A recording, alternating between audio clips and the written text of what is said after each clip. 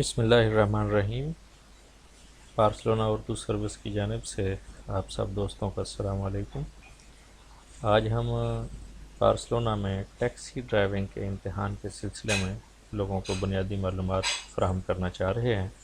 اس وقت بہت سے لوگ ٹیکسی کے امتحان کی تیاری کر رہے ہیں اور بہت سے لوگ تیاری کرنا چاہتے ہیں، لیکن ہر کسی کے پاس مکمل معلومات نہیں ہیں کہ یہ امتحان دینے کے لیے کیا ریکوائرمنٹس ہیں۔ تو آج ہم اس کے بارے میں بات کریں گے اور آپ کو بتائیں گے کہ امتحان کے لیے کیا کیا ضروریات ہیں اور اس کی تیاری کس طرح سے کی جا سکتی ہے۔ سب سے پہلے ہم آپ کو یہ بتانا چاہ رہے ہیں کہ ڈرائیونگ کا امتحان بارسلونا کا ادارہ IMET اس کے زیر انتظام ہوتا ہے۔ انسٹیٹیوٹ میٹروپولیٹانا ڈیل ٹیکسی کا ایبریویشن ہے، اور یہ ہر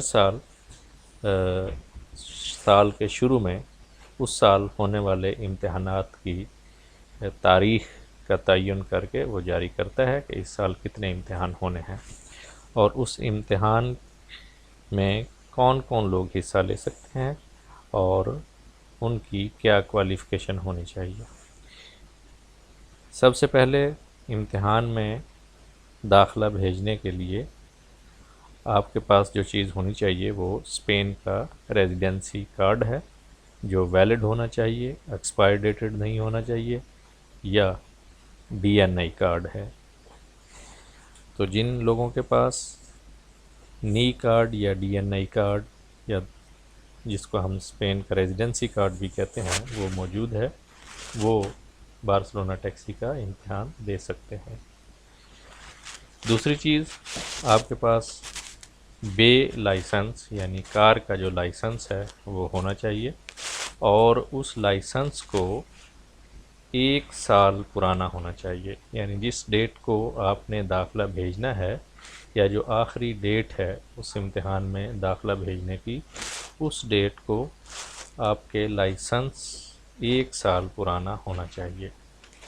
اگر آپ کے پاس بس کا لائسنس یا کمیون وغیرہ کا لائسنس موجود ہے تو پھر آپ کو 1 سال انتظار کرنے کی ضرورت نہیں ہے، آپ داخلہ بھیج سکتے ہیں۔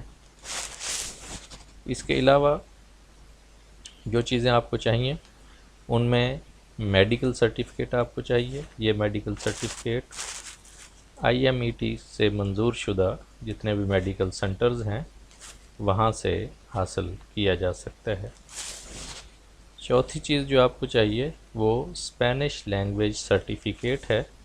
یہ لینگویج سرٹیفکیٹ B1 لیول کا ہونا چاہیے، اور IMET کی طرف سے جو منظور شدہ ادارے ہیں ان کا سرٹیفکیٹ ہی امتحان کے لیے قابل قبول ہوگا۔ اس میں بہت سے ادارے بارسلونا کے اندر B1 لیول کا سرٹیفکیٹ جاری کرتے ہیں۔